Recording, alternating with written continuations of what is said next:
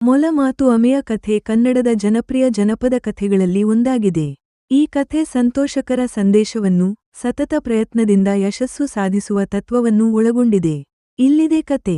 ಒಂದು ಕಾಲದಲ್ಲಿ ಕಾಡಿನಲ್ಲಿ ಮೊಲ ಮತ್ತು ಆಮೆ ಸ್ನೇಹಿತರಾಗಿದ್ದರು.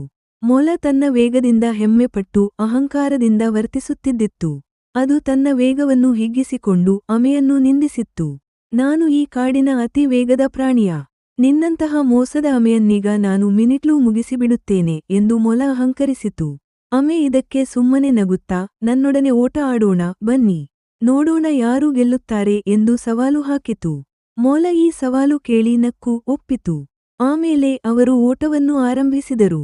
ಮೊಲ ತನ್ನ ವೇಗವನ್ನು ತೋರಿಸಲು ಚುರುಕಾಗಿ ಓಡಲು ಶುರುಮಾಡಿತು.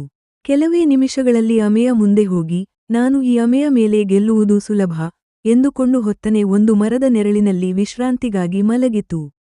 ಆದರೆ ಆಮೆ ತನ್ನ ಗುರಿಯನ್ನು ಮರೆಯದೇ ನಿಧಾನವಾಗಿ, ನಿರಂತರವಾಗಿ ಮುಂದೆ ಸಾಗುತ್ತಾ ಹೋಗಿತ್ತು. ಮೊಲ ಮಲಗಿದ್ದರೂ ಅವು ಸಾಧಿಸುವ ಗುರಿಯ ಕಡೆ ತಲುಪಲು ಹವಣಿಸುತ್ತಿತ್ತು. ಮೊಲ ಎಚ್ಚರಗೊಂಡು ಓಡಿದಾಗ ಆಮೆ ಗುರಿಯತ್ತ ತಲುಪಿರುವುದನ್ನು ಕಂಡು ಆಶ್ಚರ್ಯವಾಯಿತು. ಮೊಲ ತನ್ನ ಅಹಂಕಾರದಿಂದಲೇ ಸೋತಿದ್ದುದನ್ನು ಅರಿತುಕೊಂಡಿತು. ಆಮೆ ತನ್ನ ಶ್ರದ್ಧೆ ಮತ್ತು ಪ್ರಯತ್ನದಿಂದ ಗೆದ್ದಿದ್ದರೆಂಬ ಸತ್ಯವನ್ನು ಎಲ್ಲರೂ ಒಪ್ಪಿಕೊಂಡರು. ಪಾಠ: ಈ ಕಥೆ ನಮಗೆ ಧೈರ್ಯ, ಪರಿಶ್ರಮ ಮತ್ತು ನಿರಂತರ ಪ್ರಯತ್ನ ನಮ್ಮನ್ನು ಯಶಸ್ಸಿನತ್ತ ಕರೆದೊಯ್ಯುತ್ತದೆ ಎಂಬುದನ್ನು ಕಲಿಸುತ್ತದೆ.